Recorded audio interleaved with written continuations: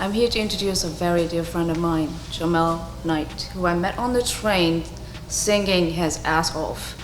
He was singing so high on the scale, and I actually thought he was a woman. Anyways, long story short, we've been friends for 4 years now, and here he is doing his first major interview, talking about his life, his music, his struggle, and his album Live at the MTA. Here we have Jamell NYT talking with Goldhouse Films. Here it is. Enjoy. It's your boy Reggie Millions here with Goldhouse Films. I got a special guest today. I got Jamell NYT, upcoming star, entrepreneur, independent. Everything is him. When you see Jamell NYT, it's all him. There's no machine behind him. It's this man alone, man. How you doing, brother? How's everything? Doing great, man. Blessed to work with you again, to be here, putting up. something together for the people, you know. Okay. It's beautiful outside, so we had super hot outside. Super hot. We're in the AC right now, so we got the pool right outside too. Yes. You know what I'm saying? Fuck around, jump in there later on, you know. But yeah, let's jump right into it, man. Yeah. What first got you into music? I've always loved music, man. You know, I feel like I came out of the womb into music. It's been an escape for me. You know, I grew up in a really weird environment. Okay. And I feel like one of the first things my mother gave me was like I don't know if it was an 8-track. I remember you couldn't put the cassette tape in it. She gave me an 8-track, trying to get me to play cassette tapes, and it didn't work. And then my aunt got me like a little cassette tape, and I got the old school Crisscross album. So I was listening to that jump. That was my favorite joint too. Daddy make it. I was wearing my pants backwards the whole nine. You know? I got a Haitian mother, so she would whoop my ass. No, so I was, you know, that really that was one of the things that got me into music. I remember when I was really little, and the one song that really I fell in love with was LL Cool J, Ain't Nobody. Oh, Ain't Nobody. Okay. From the Beavis from the Beavis and Butthead Do America movie. I wasn't allowed to watch Beavis and Butthead when I was younger. Really? Yeah. And so you just went straight to the movie. I went straight to I found the movie, and I found the cassette tape with the soundtrack, and I thought it was, I don't know what I thought it was, and I put it in the Walkman, a little old Sony Walkman, and I'll never forget it. It was LL Cool J, that dun dun dun dun dun dun dun, and I listened to that song until the batteries died on my Walkman over and over, and I was like 8 years old listening. And that was the first rap song I ever memorized, was LL Cool J. Going back, like your childhood, like where are you originally from? I'm originally from, I guess you could say originally Brooklyn. I grew up in Vermont. You know, I grew up, pretty much my middle school, high school, my childhood was in Vermont. So it's been kind of back and forth New England for the most part. Okay. You know, I talk about a lot of what I went through in my first album, substance abuse. My mother was very, very severely addicted to drugs. You know, she was addicted to heroin, crack, pills, and me and my brother were taken away from my family at a young age. Wow. So I didn't have a lot of contact with my mother after I was 8 years old. So music was one of the main things that helped me cope with being taken away from my family, cope with being moved around from different foster homes. And, you know, looking back now as a grown man, it put me onto different genres of music, because me being black, living in Vermont, which is a dominantly white area, not a lot of people, you know, into the hip hop rap, and I got into a lot of classic rock and roll, a lot of different types of music that I otherwise wouldn't have been exposed. Yeah. Now tell me, like, did you know that your mother was on drugs, when you were a little boy? Like, tell me the mindset of a child. You know what I'm saying? Going through something like that. I mean, for me, I knew at a really young age that there was something wrong with my mother, because she wasn't around. She was always sleeping. Her mood would change, and she would have different people around the house. But it wasn't until I was 5, like the first time she overdosed, that I realized that she had a really, really bad drug problem. And that really kind of shaped a lot of the music that I make and a lot of the direction that I went, because living in that environment, for me being so young and not having my mother there, but not wanting to be taken away, I used to hide her pipes, I used to hide her drugs when the DCF and stuff would come to the house, because I didn't want them to take us away to the foster homes. I didn't get into music until about 2000. I didn't get into music for a while afterwards till I went to foster care. So you went to foster care when you I were went to foster care. 5 years old? I went. So we were bounced in and out a lot. So we went to Okay. foster care. My mother got clean. She came back. They Okay. could put us back together, and then she relapsed again. Tried to keep us again. She actually, our house burned down when I was about 7. Oh, So wow. I don't know how she maintained to keep us, but me and my brother stayed with her while we were living in a hotel as our house burned down. And then after that, the state was like, Wow. you can't keep your kids anymore. Wow. So, my mother went to jail. She went to jail for over 9 years. She went to Wow. federal prison. And when you go to federal prison and you have children, they terminate your parental rights. Wow. So she didn't have a say where we went. She didn't have a say with what That's happened. crazy. So I didn't have any connection with her, and the people the social workers I had, they I don't know. I don't know if they didn't like me or didn't like her because we were, black and struggling, but they didn't have anything positive to say about my mother when I was growing up. They made it seem like my mother never wanted me. You know what I'm saying? She wasn't really there for you. She would rather get high than be there for her sons, which is like, it's in context. You know what I mean? Yeah. But by the time I was 11, no foster homes wanted me. I was an 11-year-old black kid living in Vermont. Wow. I hadn't gone to school, so I hadn't been in elementary school. I didn't go to elementary school from 4th grade to 11th grade. Wow. I went to alternative schools. I went to multiple foster homes moving around the state of Vermont. But nobody wanted me. So my social worker found a spot to put me, which was in an all-residential group home. And that's where I found music. I was angry.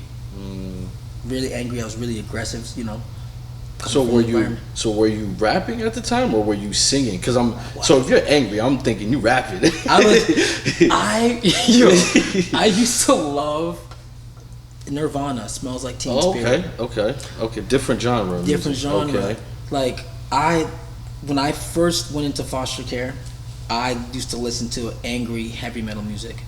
I used to listen to like Limp Bizkit. You ever heard of Limp Bizkit? Yeah, All right, Limp I used to Bizkit. listen to Right, with the red fitted. Yeah. I used to listen to Limp Bizkit. I used to listen to Nirvana. I used to listen to Kid Rock. I used to listen to Rage Against the Machines. I used to listen to Linkin Park. I did not listen when I was with my biological family, my mother. I used to listen to rap and hip hop and R&B. When I got into foster homes, I started listening to rock and roll, and stuff like that. Okay. And I'll never forget it because this is where it really changed for me. Limp Bizkit. I went to this group home, and they wouldn't let us listen to explicit music anymore, right? And I was already listening to explicit music in the foster home because you move around. One foster home has one rule. This other's got one rule. It's got different rules. Imagine. Thursday and Friday. So I get to the group home. They take all my music away, so I don't have any music. I gotta listen to this freaking Kids Bop, whatever. And there's day students that come into the group home, and I'm the only black kid in anywhere. And this kid Keith, I'll never forget it. Keith, if you're seeing this, he goes, "You never heard of X, Y, and Z?" I go, "No." He's like, "You never heard of da da da da?" I said, "No." He said that he's telling me about Friday and next Friday, like all the hood films I want to see. Yeah. He comes back the next day into the group home and he sneaks me the Slim Shady LP. He snuck me everything. So I'm sitting there. I'll never forget this when I first heard Eminem. Eminem changed my perspective on music because he had so much animosity and anger towards his mother, and us being black, like we don't necessarily I know a lot of us we don't have that same. We don't share that same sentiment as M. I've seen Busta would say something yo, niggas don't talk about their mother like that. Me, I was very mad at my mother. I was angry that she left me for drugs and left me in the system with my brother with nowhere. So I'm listening to Eminem when I was just a little baby boy. My mama, I'm listening to Eminem. I started writing. I started writing poetry. I was writing poetry before, but I was writing. I was just exploded with all these angry poems and shit. And I'm sitting there. We had a quiet time. I'll never forget it. And I'm rapping. One of the staff goes, "What are you listening to?" I was like, "Don't worry about it." And they realized, how did you get Eminem in this group home? Took my shit. Wow. They took just like that. They took it. One of the staff members comes in, and I was listening to Limp Bizkit. I wanted to learn how to play guitar, and it became an obsession for me. It was bad. I could hear the guitar notes in my head. I wanted to learn. I wanted something I could do. And one of the staff members, his name was Jeremiah Bindrum, he brought me a guitar. He brought me a little guitar, a little tiny guitar. And he wrote out the chords on the guitar. I was 13 years old.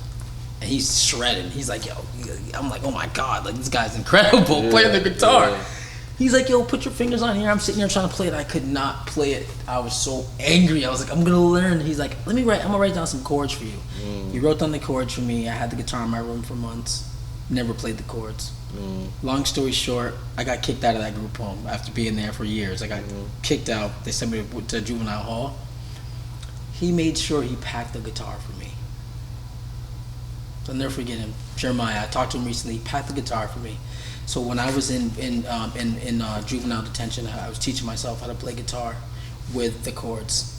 And 15, 16, I went to another group home, and NFI when I was in Vermont, and they let me listen to the music I wanted to listen to. They let me play the guitar, and I was 15, and I met a kid named Matt Harms, my best friend, Michael Richards Brad, and I was going to an alternative school called Center Point. It's a school for like people who have emotional substance abuse issues or people who are just in foster care. You know what I mean? It's not a regular school, so it's like it has a different behavioral type element to it. And I just taught myself how to play guitar. Like I learned how to read the tab, and I would sit there and just try to teach myself how to play the guitar. That's all I did for like 3 years. So music was very therapeutic for you. It's therapeutic, yeah. You know what I'm saying? Yep. You found your way, man. That's how you built up.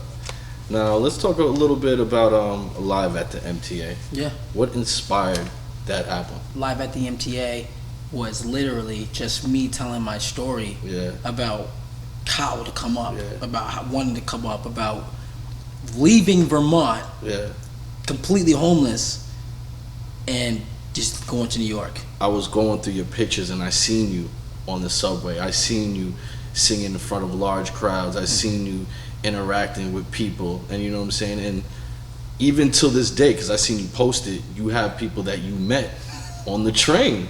Yo. You know? Yeah. And one of them is here right now. That's crazy. Yeah. So tell me a little bit about that experience. Well, I want to shout out Cedric Riley. He did an interview with me about, you know, America's top motivator, about, you know, different foster kids and how they came up. If you think about it, I was homeless since I was 8. Because once I got emancipated, I was out in the street.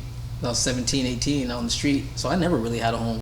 29 years old, sleeping on my friend's floor in Vermont, half addicted to drugs, half trying to get sober, no money. My car's gone. I have no money. I'm 29 years old. I had $134 to my name. And I'm playing the streets in Vermont. I'm waiting until Friday so I could take this guitar and go out on the street and play for the people of Vermont. This was before you moved to New York? Before I moved to New York. Oh, okay. Before I moved to New York. Okay. I was homeless. But were you doing this in Vermont as well, like on the subways? I was doing it in Vermont. So some of that footage is from, oh wow, I didn't know that. So I started off in the streets of Vermont. I got a guitar, I borrowed my friend's guitar, I opened up my case and I started singing on Church Street. I just started singing. And I'm telling you, a lot of people started coming up. People that said, yo, you should get a permit. So I got a permit. This is Vermont, I'm black. Vermont is all white people. I'm telling you, they don't know anything about pop music, The Weeknd, or any of that. I'm thinking to myself, there's not even a market for me here. I'm not getting booked at the shows like these other guys that are doing the folk music and the acoustic music and the jam band stuff that they do. They won't book me. They're not inviting me to do shows with them. They're not inviting me to come on and do this. They're not inviting me to go play shows here. I'm playing Church Street. This is where I'm at. So I was like, you know what? I got 200 people on the street right here. I'm making more money playing the street. I'm homeless, sleeping on my friend's floor. Why not just go to New York? I got nothing to lose. I have nothing to lose. Why don't I go to New York? I looked up tickets for $80. I had $130 something. I went to my friend Brian, who was sleeping on his couch. I said, bro, I want to go to New York. He said, you should.